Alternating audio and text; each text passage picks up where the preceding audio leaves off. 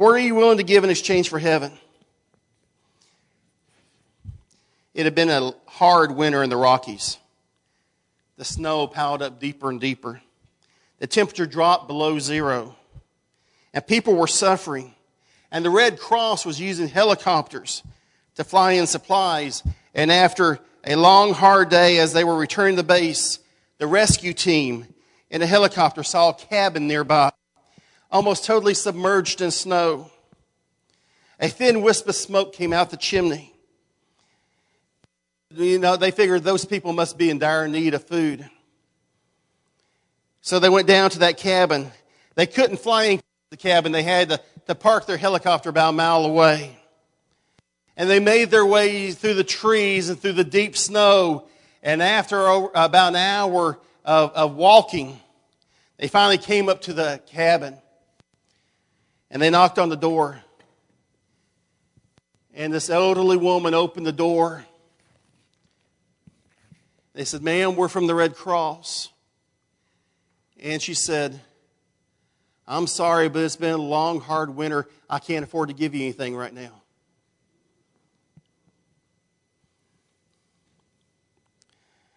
What are you willing to give in exchange for heaven? Go ahead, Ernie.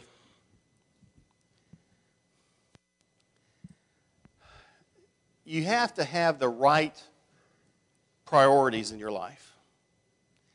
You have to have the right focus in your life on what's really, truly important. Now, what you're seeing here is a video.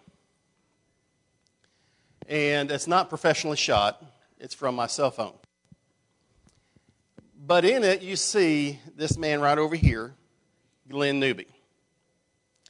Glenn Newby has been here longer than Moses. He and his wife used to sit side by side over there in that pew. Always, had something to say, and always just the heart of the church. And I decided I wanted to videotape this, and this is the reason why. Now, this video is going to run for a few minutes, and it's not supposed to have sound.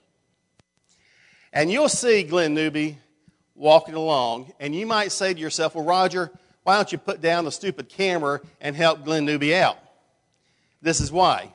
Glenn Newby does not want to be helped out.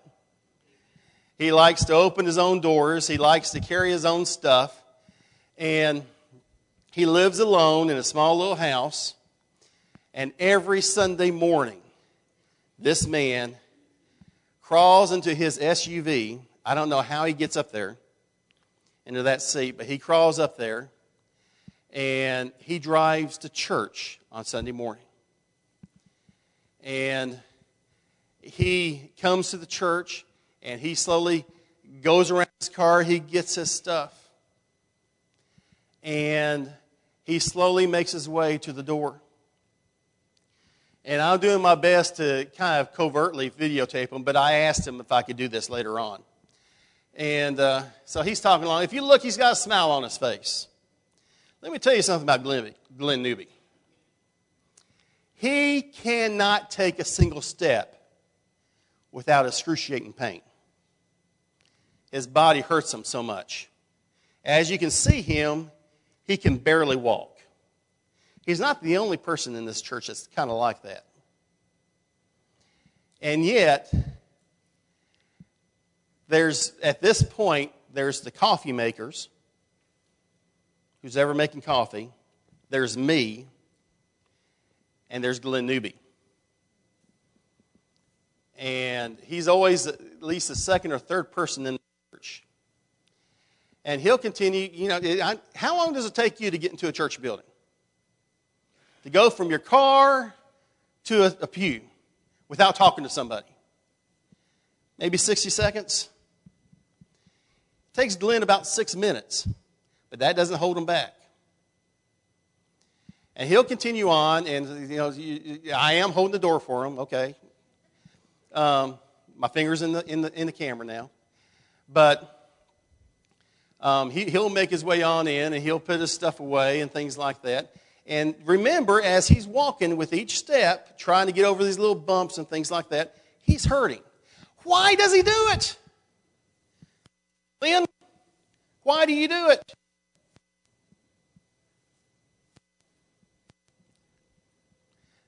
He's a very sensitive man. And if I keep after him, he'll probably end up crying. He does it because he loves the Lord.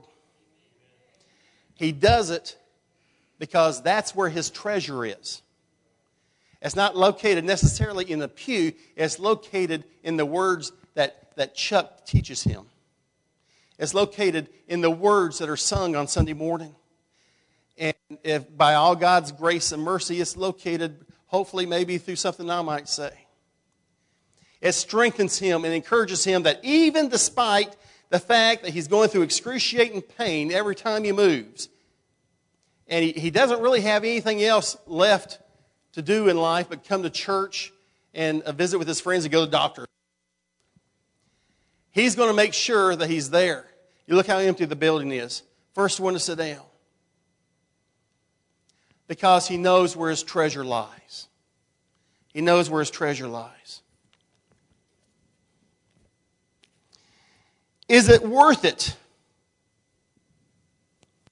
Some of you, on any given Sunday morning, sit there and you lay in your bed and you think, oh, do I really want to go to church this morning?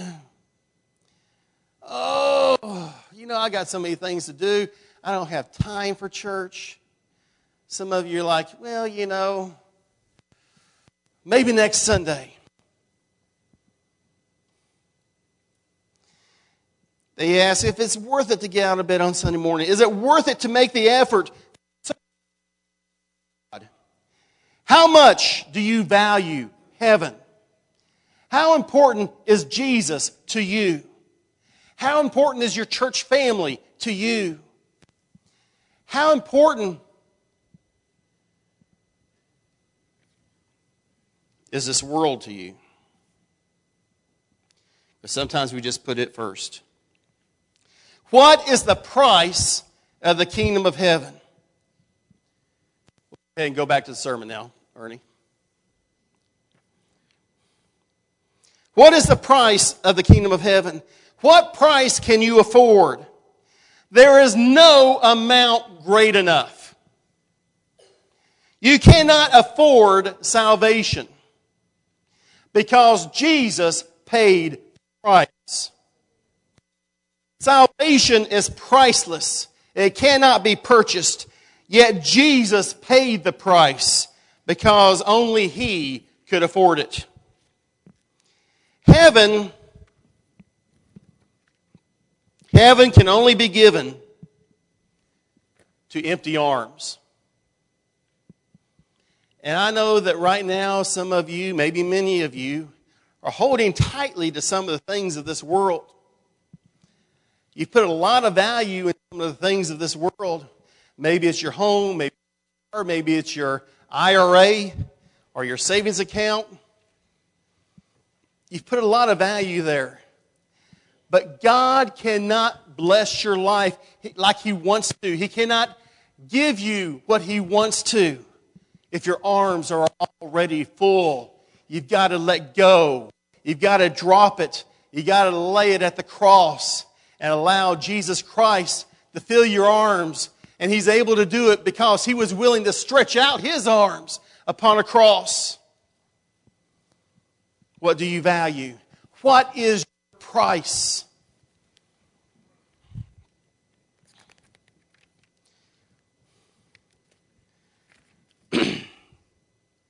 A church minister said, I used to always play those prize-winning games they had at McDonald's. It used to cost me the price of a Coke to get a game piece. But I was thirsty and I enjoyed filling up the game card with the pieces I received. One time when the game was a version of Monopoly. How many of you have played McDonald's Monopoly? Raise your hand. And the rest of you just... All right, never mind. All right. I was regularly and I had everything except the winning pieces. But one day I got my pieces and I was in such a hurry, so I stuffed them in my pocket without opening them up. When I got home, I opened them up and set them on the counter by the side of the bed. I noticed that one of the pieces looked a little different from the rest, but I didn't think anything of it. The next day I was in the car with the game board and noticed that the piece I had seen the day before was a $1,000 winner. I called home and told my wife Susan about the game piece. She said, I'll go look for it. Then she came back to the phone groaning, and she told him that it was thrown out in the trash. And the trash was out on the curb to pick it up. He said, well, go out to the curb. Go get the trash.